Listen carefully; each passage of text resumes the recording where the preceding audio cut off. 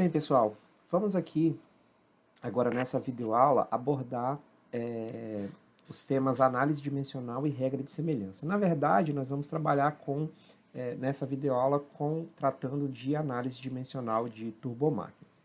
Então vejam só, a análise dimensional ela é muito útil no planejamento e execução de experimentos para análise de desempenho de turbobombas, tá? A utilização desses parâmetros adimensionais, então quando eu falo em análise dimensional, nós estamos falando ali, já vamos entrar nesse assunto, nós vamos tratar de criação, de estabelecimento de parâmetros adimensionais. Então, a utilização desses parâmetros adimensionais, ele tem capacitado os fabricantes de bombas a testar e desenvolver um número relativamente pequeno desses equipamentos e depois produzir uma série de unidades comerciais que cobrem um amplo espectro de demanda de carga e desempenho. O que isso está querendo dizer? Que o projetista, né, ele pode fazer um projeto único, né, e depois estender o campo de aplicação desse projeto para uma ampla faixa, ali, um amplo espectro de carga e escoamento, né? E como que ele faz isso? Tá? Esses parâmetros eles permitem que algumas carcaças de tamanhos diferentes sejam desenvolvidas a partir de um projeto comum, como eu acabei de falar, né? Aumentando ou diminuindo todas as suas dimensões por uma mesma razão de escala, tá? Então se faz o projeto de uma carcaça de bomba, né? Vão ali os métodos de modelagem, por exemplo, usando softwares tridimensionais. Então o projetista ele vai ter uma mesma carcaça, né? Vocês podem reparar isso na prática, as carcaças de bomba de um mesmo fabricante, elas são praticamente todas iguais, elas têm praticamente a mesma geometria, tá? E essa mesma carcaça ela pode ser ampliada por meio de uma razão de escala ou reduzida, de modo a fornecer um amplo espectro de carga e escoamento. De modo que mudanças adicionais nas curvas de desempenho podem ser obtidas, tá? Podem ser obtidas variando-se a velocidade de operação, a gente vai tratar disso, ou aumentando o tamanho, né? Aumentando, reduzindo o tamanho do rotor dentro de uma mesma carcaça. Então foi o que eu acabei de falar. A carcaça, ela tem praticamente as mesmas características, né? Essa carcaça vai ser aumentada numa razão de escala, sem alterar suas características geométricas, e vai sofrer, por exemplo, um aumento do rotor. Ou ainda se pode manter tudo fixo e aumentar a velocidade de operação dessa carcaça. Sem que o fabricante ele precise de criar uma bancada de testes específica para aquela bomba para determinar os seus parâmetros de potência requerida, eficiência e altura de carga versus vazão. Tá bom? Então, tudo isso é possível utilizando a análise dimensional através de parâmetros adimensionais, que nós vamos ver agora, e regras de semelhança, que nós vamos tratar numa próxima videoaula, tá bom? Então, vejam só, vamos falar aqui primeiro dos coeficientes adimensionais, tá? O que são esses coeficientes adimensionais? Vejam, esses coeficientes adimensionais, eles são baseados no que a gente chama de teoria, tá? Teoria de Pi-Buckingham, tá? Teoria dos Pi, tá bom? É uma técnica matemática que promove a adimensionalização de parâmetros de um estudo, né? De um fenômeno físico. Né? Quais são os parâmetros? Quais são esses parâmetros importantes para o estudo do desempenho de uma turbobomba, por exemplo? A gente tem aqui a potência, né? A velocidade de rotação, o diâmetro do rotor, a descarga, tá bom? A vazão, né? Que aqui ele chama de descarga, a variação de pressão, né? A diferença de pressão na saída e na entrada da bomba, a massa específica do fluido e a viscosidade do fluido, tá bom? E aí, quais são as dimensões relacionadas, por exemplo, com essas variáveis? Se a gente pegar aqui, eu vou dar o exemplo da vazão, né? Por exemplo, a vazão, o que é vazão? Né? A gente fala que a vazão lá Q é dada em metros cúbicos por segundo. Então, metro cúbico é o quê? Unidade métrica. Aqui a gente vai chamar de L, tá? Unidade métrica. Então, é L ao cubo. E segundo é a variável tempo, tá bom? E a variável M é a massa, ok? Que vai aparecer algumas aí. Então, as três variáveis importantes para a determinação dos que estão envolvidas nos parâmetros determinantes do estudo de uma turbobomba são esses, né? Massa, comprimento, tá? Comprimento e tempo, ok? Massa, comprimento e tempo, tá? Agora, o que seria, por exemplo, um parâmetro adimensional da descarga desenvolvido lá determinado pelo teorema de Pi? Vejam, a gente poderia, por exemplo, adimensionar esse parâmetro descarga e estabelecer um coeficiente de vazão. Eu só vou pegar um exemplo aqui, tá bom, gente? O coeficiente de vazão, que aqui ele chama de CQ, né, coeficiente de vazão, que é vazão, ele é a vazão, né, a vazão Q, que é dada em unidade métrica ao cubo sobre o tempo, né, metro cúbico por segundo, e dividido por ômega, que é a velocidade. O que é velocidade? Como é dividido, eu vou multiplicar pelo inverso, ó, 1 sobre tempo, né? Porque a gente falou que velocidade de rotação é tempo a menos 1 sobre o tempo, vezes diâmetro ao cubo. O diâmetro é o que? Uma unidade métrica ao cubo. Como ele está dividindo, é a mesma coisa que eu multiplicar por 1 sobre L ao cubo, né? Então, vou multiplicar aqui por 1 sobre L ao cubo, tá? Então, eu vou cortar L ao cubo com L ao cubo, tá bom? Desculpem aqui, pessoal.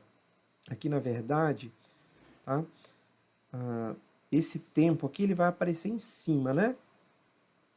Por quê? Já vou explicar. Por que esse tempo ele vai aparecer aqui? Ó, é vezes t. Por quê? Porque a velocidade de rotação é radiano por segundo. Ou seja, é 1 sobre segundo, que é 1 sobre t. Como aqui está dividindo, o t vai ficar em cima. Então, esse t eu vou cortar sobre esse. Vai sobrar 1, ou seja, então o CQ é, de fato, um parâmetro adimensional, ou seja, ele não tem unidade de medida. Então, eu peguei aqui um parâmetro dimensional e transformei ele num parâmetro adimensional, tá bom? Através do teorema de Pi. E esse parâmetro adimensional, de certa forma, ele representa a vazão da bomba e ele pode ser alterado através de uma razão de escala, diferente do parâmetro dimensional aqui. Tá? Então, a vantagem de você usar o parâmetro adimensional, que são esses daqui, né? Que são esses daqui, é que eles podem ser alterados por uma razão de escala, já que eles não têm dimensões definidas, tá bom? Então vejam que existem vários parâmetros adimensionais, ó. A adimensionalização da potência leva a um coeficiente de potência, dada por essa equação. A adimensionalização da pressão leva a um coeficiente de pressão, tá bom? A adimensionalização da altura de carga leva a um coeficiente de altura de carga, dada por essa equação, e por aí vai. Tá bom? Esses são os principais. E como que isso é utilizado na prática? Vejam.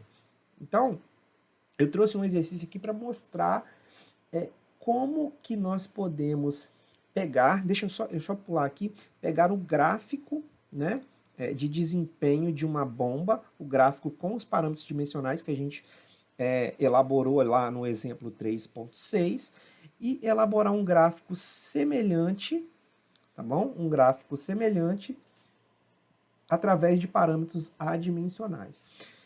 E alguns fabricantes vão trazer esse gráfico adimensional aqui, tá? Esse gráfico adimensional.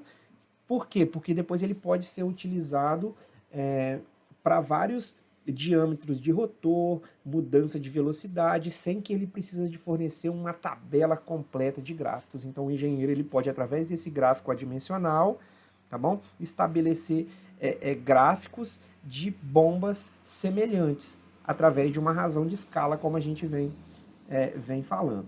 Tá bom? Então como que a gente vai construir esse gráfico adimensional? Vamos lá. Eu coloquei um exemplo aqui para explicar para vocês. Vamos lá. No exemplo 3.6, que a gente já resolveu, né?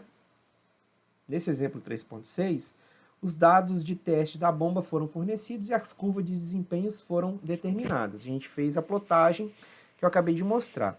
Desenvolva curvas similares adimensionais, né? Então agora eu quero curvas adimensionais para esses mesmos parâmetros, utilizando os coeficientes adimensionais que foram apresentados agora, que foram desenvolvidos. Então, ao invés de definir as curvas de desempenho dimensionais, nós vamos partir para as curvas adimensionais. E como que a gente vai fazer isso, pessoal? Vamos lá, vamos para o Excel, tá? No Excel, o que eu vou precisar? Dos dados de altura de carga, de vazão e de potência. Todos esses dados eles foram calculados aqui no exemplo 3.6, onde a gente determinou as curvas dimensionais. Ó, altura de carga, vazão, né? A gente tem aqui os dados de vazão, tá bom? Altura de carga e potência de eixo. A gente vai precisar desses três, pegar essas três tabelas e colocar aqui no exemplo 3.8, tá bom? Vejam que eu peguei aqui o dado de potência já em kilowatt, tá bom? Para que a gente plote ele aqui já em kilowatt, tá? E além disso, a gente vai precisar dos dados da bomba, tá bom?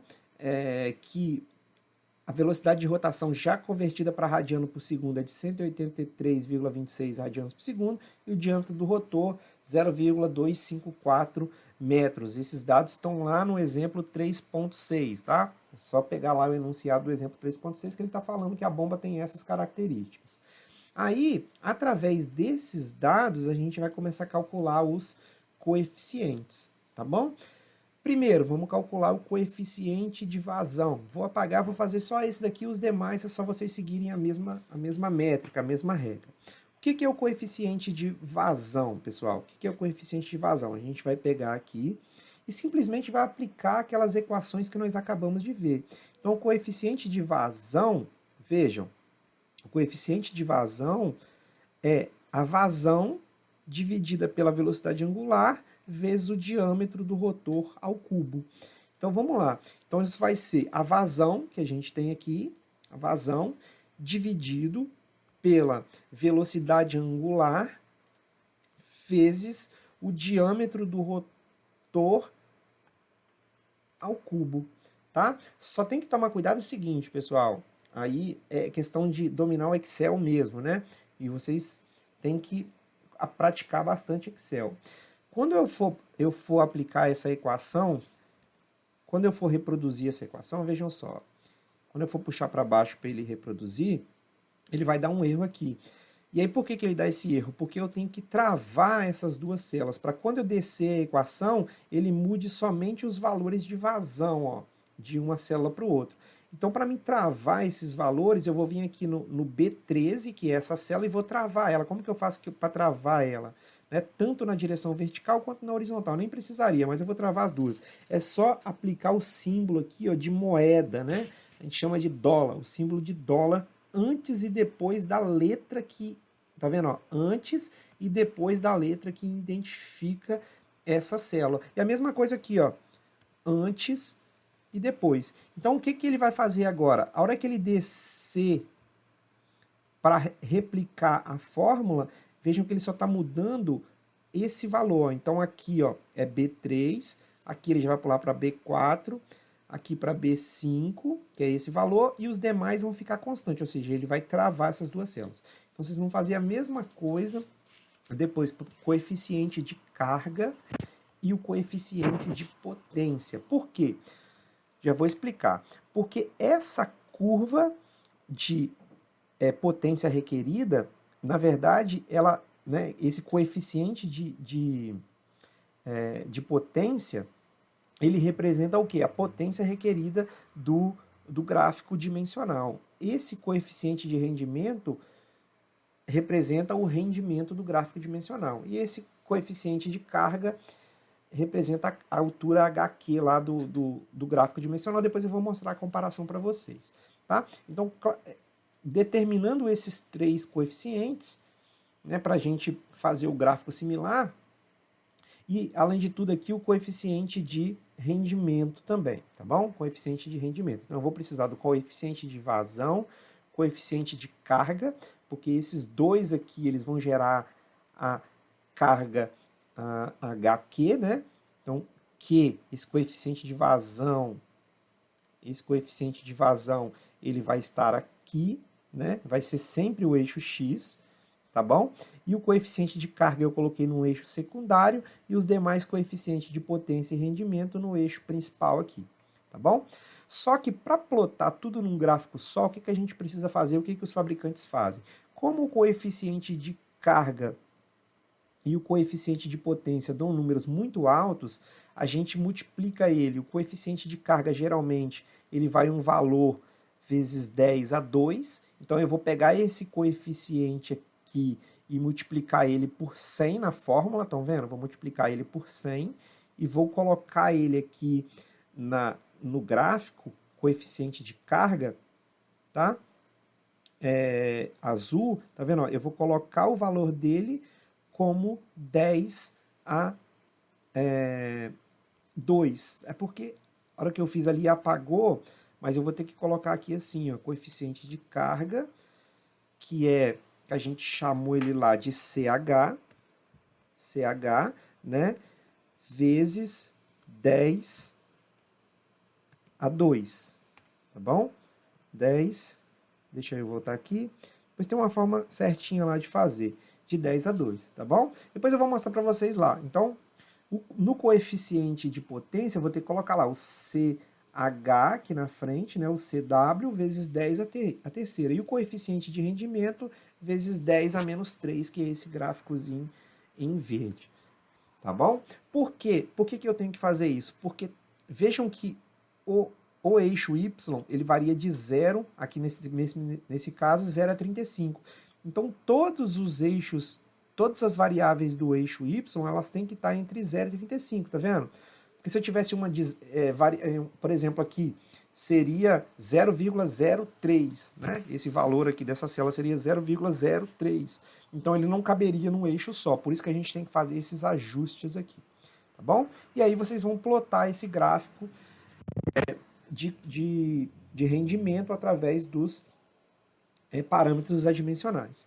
Feito isso, a gente pode agora mostrar para vocês aqui uma comparação entre, tá? Uma comparação entre o eixo, o gráfico dimensional, bom? Entre o gráfico dimensional, por exemplo, esse em azul é o meu gráfico HQ, né? Meu gráfico altura de carga vazão. Esse aqui é o meu coeficiente de carga. Eles são o quê? Similares, tá bom?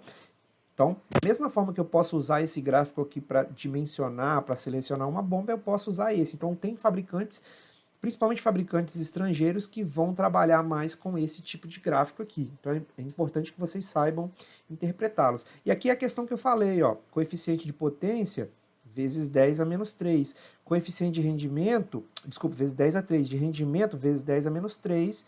E aqui o coeficiente de carga vezes 10 a 2. Então, isso tem que ficar claro, que o valor que você está olhando aqui no gráfico, por exemplo, no coeficiente de carga, né, ele tem esse valor aqui, ó, é o valor do ponto vezes 10 a 2, ou seja, vezes 100. Então, por isso que isso tem que estar ali bem explicitado na identificação dos eixos aqui, tá bom? Essa curva aqui é a curva de rendimento. Essa curva é o coeficiente de rendimento. Essa é de potência requerida. Essa é de quê? O coeficiente de potência. São todos adimensionais. E até o comportamento da curva é um tanto que similar, tá bom? Então, essa videoaula a gente vai encerrar aqui. É basicamente isso que eu quero que vocês façam, tá? Tracem plotem esse gráfico aqui, calculando os demais resultados lá na planilha de vocês do Excel, beleza? Então, até uma próxima videoaula aí.